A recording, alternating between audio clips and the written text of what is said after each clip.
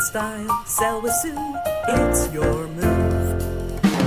Hey, hello, everyone. Welcome to another episode of No Place Like Home. I'm glad you're joining us today because I have a really interesting guest, Adrienne Furrie, who I met years ago. Maybe I'll tell you a little bit about that in a little bit.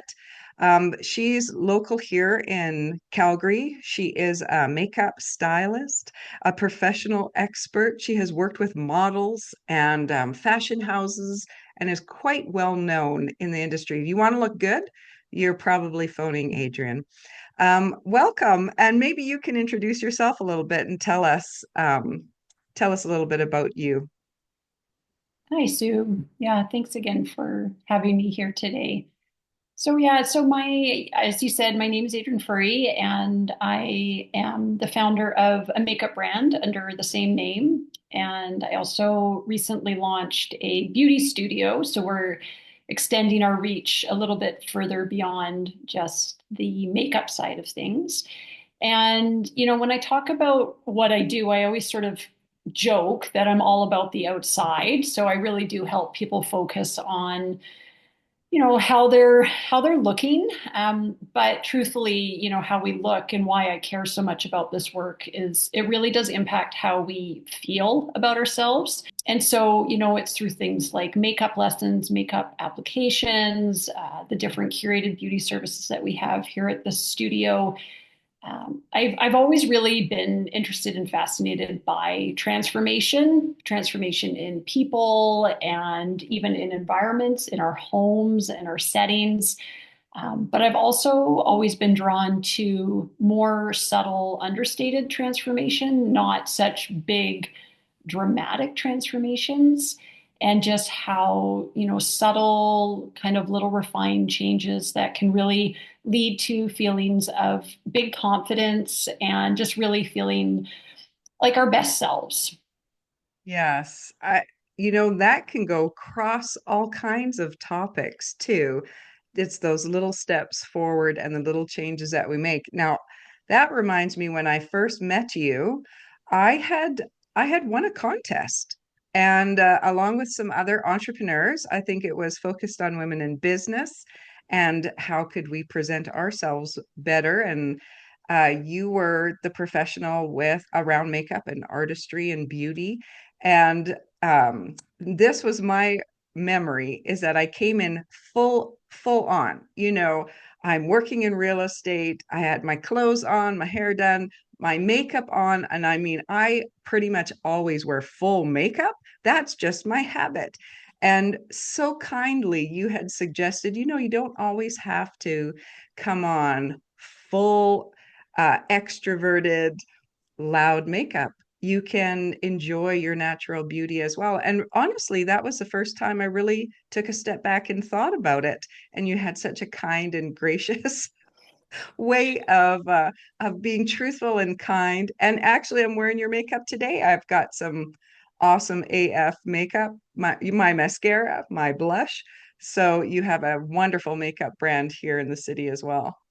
Thanks, Sue. Yeah, it's funny. I remember one of my really distinct memories of our conversation was around hair. And I remember you saying that you would do like a full wash and a reset of your hair daily. And I remember I almost just about fell over because I was like, oh my God, I'm lucky if I get my hair freshly washed and recurled every, maybe once, like twice a week or something like that.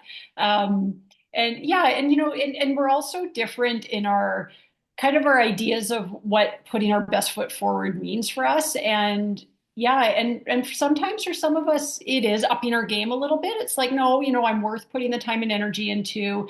I'm worth investing in nice clothes and doing whatever it is that's going to help me to feel my best. And sometimes for others of us, it is a little bit like giving ourselves permission to not feel like we always need to be aiming for perfection and this really polished kind of image all the time. And that's a message that I remind myself of, we're always kind of recalibrating that a little bit Yeah. too, I think, right? Like in different areas of our life. Sometimes, it's time to up our game a little bit, be it around our appearance or of course in, kind of virtually any aspect of life. And other times it is appropriate to, I don't know, to give ourselves some grace and just say, you know what? I don't need to fuss maybe quite as much about certain things. So, Who would have known? And and this is one reason why it's so nice to have guests on the podcast or me just when I'm sharing things with my clients, because unless you get a window into how someone else sees something or someone else does something or some new information, we're just stuck inside our own head. And so, with, your sharing today, us sharing, looking outside of ourselves, perhaps people can consider what we're going to talk about today for themselves, and maybe it'll help make their lives a little better in some way. So I was looking at your Instagram. You're vibrant on social media.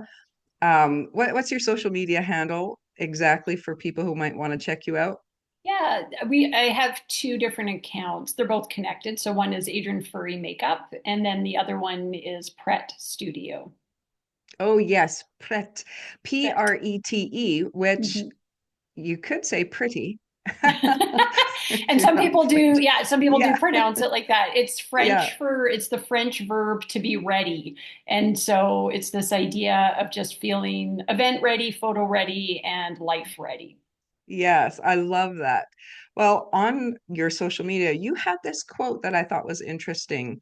Gratitude changes the way you see your beauty. And I digested that for a minute because whether it's gratitude, uh, I'm so thankful I'm healthy, and so that changes the way I see my beauty. Or, if you never owned a home and now you can buy a home, I'm so thankful I can just own a piece of property. That piece of Mhm. gratitude Yeah. really changes our mindset. What was on your mind when you posted that or when you were thinking of that quote? Yeah. I think we're used to thinking of the idea of gratitude for, our life in general. But it's funny, it had popped into my head not that long ago about, I've never thought about this idea of applying gratitude to our own appearance and to our own beauty, and of course, extending that out to the beauty that we see in others. What kind of sparked it was I'd had a series of different interactions with clients over a somewhat shorter, condensed period of time, where a few of them were really kind of picking their own appearance apart. Like they would sort of, I also wrote about this recently, where they would stare and, or not stare, but they were looking deeply into the magnifying mirrors and really just being, if in my opinion, really kind of hard on themselves around their perceived kind of imperfections. And a big part of what I often talk about in sort of strategic terms when we're looking specifically at makeup is this idea of taking in the whole. We need to take in the whole perspective and not zero in on just these minute little details all the time. Not to say that the details don't matter, of course they do, but and just that kind of those experiences was a bit of a springboard to be like, all have we're all beautiful in our own ways, and I don't say that as a Mhm. cliche. I really mean it, and we really do need to be our number one best ally. Has to be ourselves around our own appearance, and obviously in the rest of life. And yeah, and same thing with homes. Like I live in an older home, which is full of its own quirks and charms and delights and surprises. And, I think like all of us, sometimes it's, for myself, I can certainly sometimes feel a bit frustrated with, oh, if only this and if only that. And, oh, I want to do all these renovations and all these things. But honestly, when I step back into that place of gratitude, I'm like, this is my home. I'm so grateful for this space. I feel so fortunate to have this home that I have. And it's been my home now for 15, 16 years. Mm. And it's such an energetic shift in how we approach everything. Like Yeah. it helps to really knock us out of that sort of lack mentality, that sort of, I guess, negative perspective. And it just is such a huge shift in how we approach everything, frankly. Yeah, I love that. I hope if you're listening, you'll just take a minute to think about that, where you're grateful and how that changes the way you see your beauty, whatever that beauty is that you're looking at. I also noticed on your website, you're talking about home a little bit, and you have a home-based business. And you said something like maintaining a residential based studio was important to you. It was a conscious design choice. Um, Now, there's lots of entrepreneurs, we work from home, whether it's a choice or not. Sometimes we just default to it.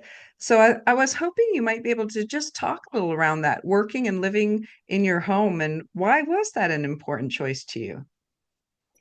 Yeah, I've had a studio out of my property now for, I'm going to say, probably about 11 years. And, at the beginning, it was definitely by necessity. It was not an option at the beginning. It wouldn't have been simple anyway to look at getting sort of a commercial space somewhere. And so at the beginning, very much driven by necessity, but also at the beginning by a strong desire to be close to my young children. So I have two young kids. My son is 15 and my daughter's now 11. And I am a very much hands-on, very active mom. I still do the school pickups and the drop-offs, and I'm here to, meet the kids as many days as I can when they get home from school. And so, flash forward to present time, about a year ago, I sort of got this bug in my head, like, okay, I think I want to look at getting commercial space. I feel ready to, I really wanted to have a more elevated space and something that was, again, I guess bigger and more impressive and all those kinds of Yeah. things. And truthfully also bigger. Like I needed more square footage for what I was hoping to be able to do. And so I went out, and I had started, found, some commercial real estate people, and I was starting to tour some properties. But I laughed when I really stepped back after, I don't know, let's call it 2 or 3 months of that experience. And I looked at what I really wanted. What I was looking for was a character property that was within walking distance of my house. And it was a bit of a laundry list of things that I wanted. And I laughed and I was like, it's my house. I want my house. And so I was like, so instead of taking the money that I had planned on, setting aside for rent and commercial space, I said, well, what if I take that same investment and I invest in my own space here? Because I knew a big part of what I really wanted was I wanted to be able to beautify my environment. I wanted to be able to offer my clients and myself a more elevated, beautiful setting. And I had originally thought, okay, well, I need to leave my property to fulfill that vision. But then once I started, I was like, well, no, I can do that here. And so, yeah, and so I made that choice to invest into building out the studio in my own personal residence, which of course comes with its own pros and cons and challenges. But again, similarly to all the other reasons I've just explained, an ongoing part of that is a desire to be close to my family. Like I work a lot and I didn't want to be gone all the time at the studio and away from my family. I was like, I want to be able to pop up and down quickly, easily, kind of check in with the family, maybe have a quick meal back at work, and just to have that more ease of flow back and forth between the two, which again, that lack of boundaries for anyone who's considering working at home or does work at home. Again, pros and cons to that. I'm not going to say it's perfect all the time, but it is a conscious choice that I've continued to stand by. Yeah, I love that. And, the rest of us working from home too could embrace that a little bit more if we don't, that this can be a conscious choice, that you can create the space that you want.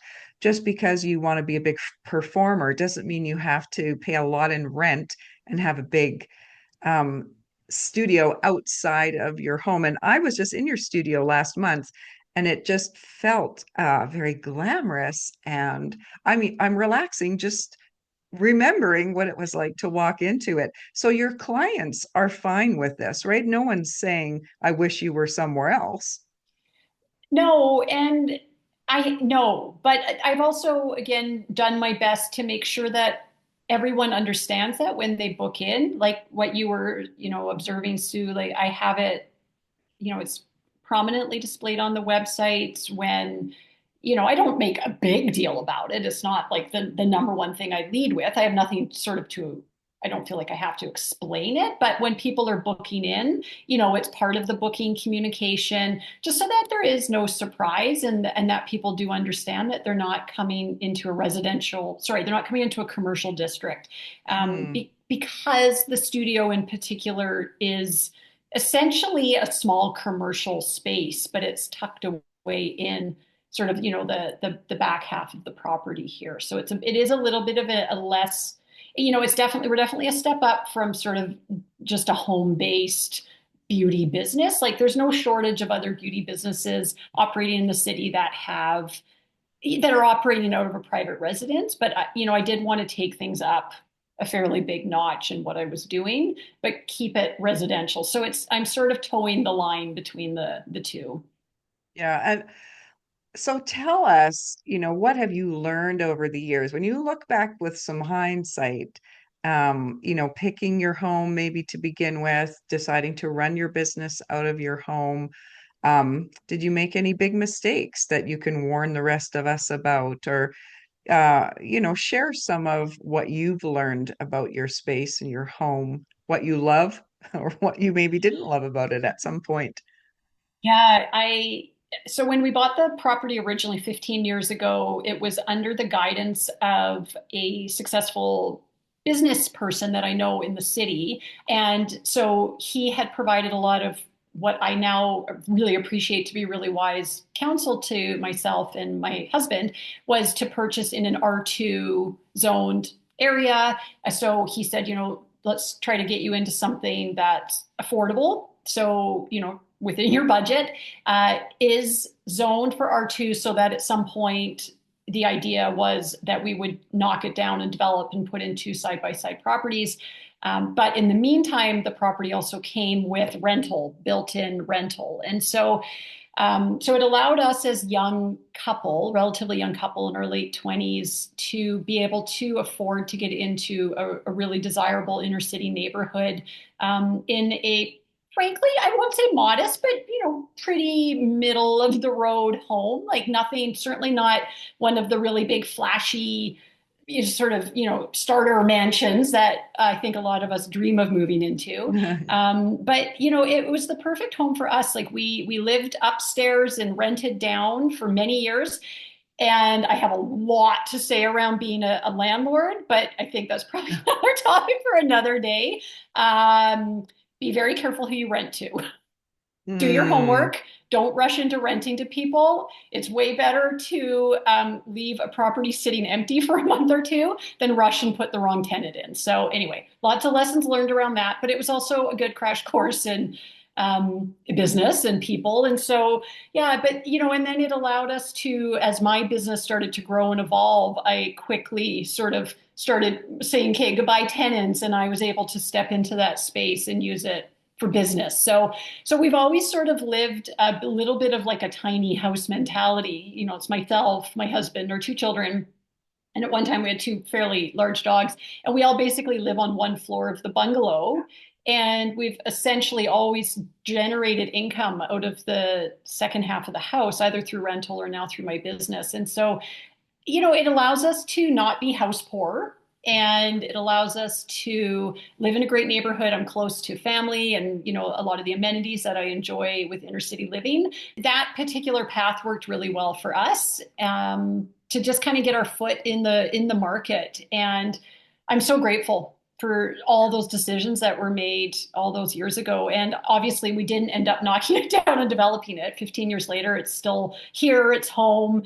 And as we continue to renovate it and do things, I'm like, I don't know when I'm ever going to want to actually knock this property down. But, at some point down the road, that certainly is an option. I can really sense the through line of how your home has met you at different points in your life, and you've made it work so you haven't had to move every time you've had a change of life plans, but your I guess creativity has allowed you to create the home that you want in that space to meet you where you're at. And you certainly could at any point put in an infill or two side by sides. There's nothing probably stopping you, but that ability to transition and how the property is just meeting you all the way through as you change and grow yourself. That's really a really comforting through line. Yeah, that's a nice of you to spot that, because sometimes, you know, when you're in the midst of it, it's like, oh, what are we doing? This is sometimes feels a little, you know, a little crazy trying to sort of have these, you know, these ideas and things that we want to do with the property and making them happen.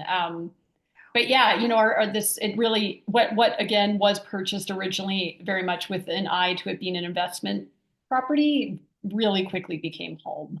I wonder, I mean, you have told us some things that you do love about it, but if you think specifically, and you've had some chance to renovate some space, and then you've got your living space upstairs, you also have a lovely backyard. What are the things that you really love about your home? After a while, everyone looks back and goes, "Oh, I just love this about that home," or "I didn't like this about that home." But we never know on the beginning side what those are going to be. I wonder what has come to light for you.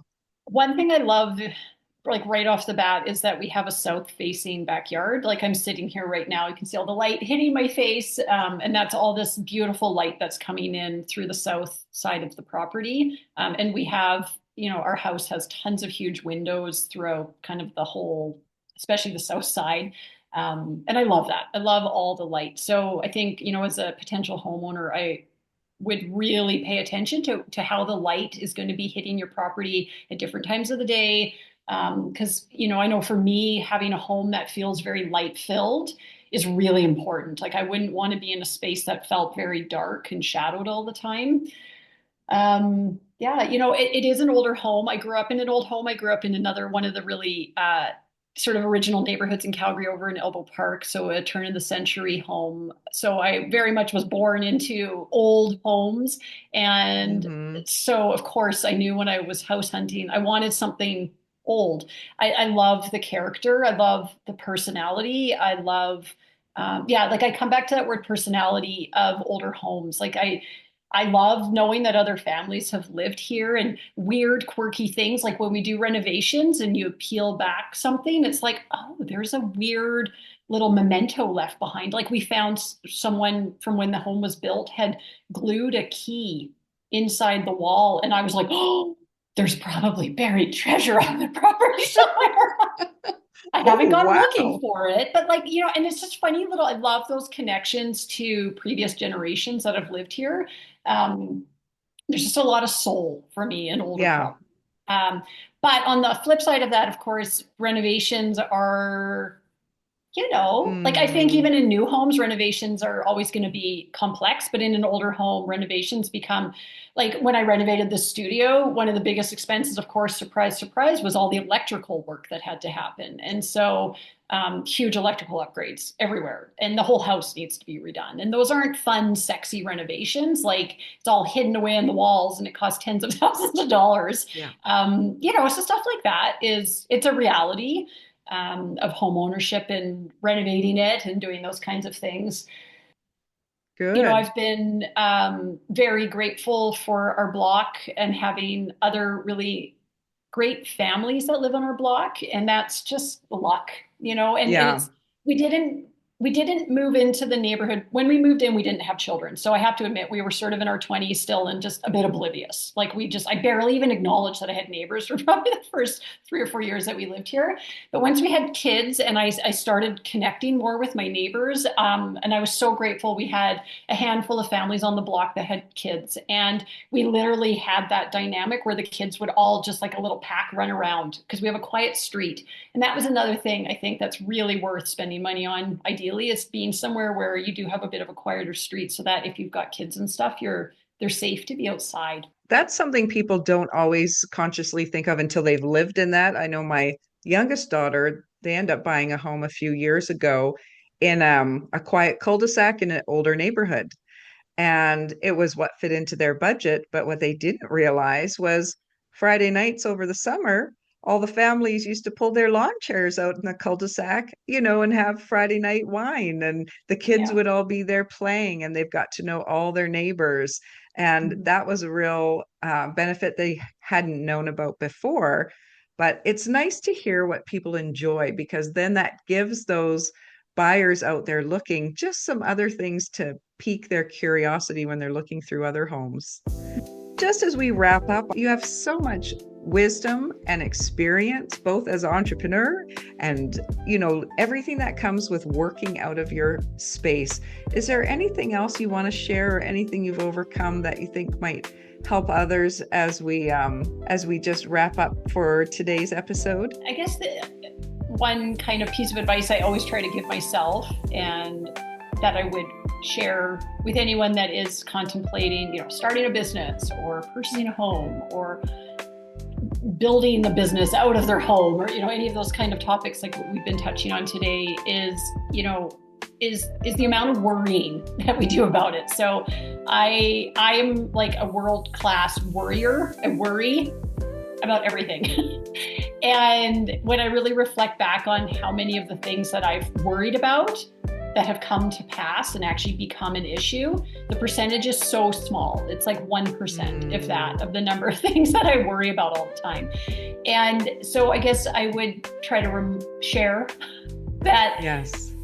To maybe not worry so much. Like, doesn't mean we be reckless. Like for me, one of the big things that I worried about and continue to be very conscious about operating a business such as this out of my home is the impact on neighbors. And so that's something that I have put a lot of energy into worrying about, because obviously I don't want to damage, like I just finished talking about how important my neighbors are to me and how many friends we have.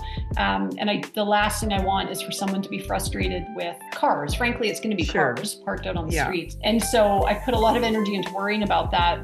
But I don't think has ever been an issue. I've operated this business for, like I said, 11 years now. I've never once had anybody say anything to me, don't worry so much. A lot of the things you're worrying about are going to be fine. Yes. Just relax a little bit. I love that advice. And most things are fixable too. So yes, that totally. makes me think of that song, Don't Worry, Be Happy. Right? Don't worry, be happy. Well, we'll close out on that good note. Thank you so much for visiting today. And I'll put all your contact info in my notes so you can check out Adrienne. Please try her makeup. It's wonderful. And she's just a treasure here in Calgary. Thank you for joining us today, Adrienne. Thank you so much, Sue. Bye. Goodbye.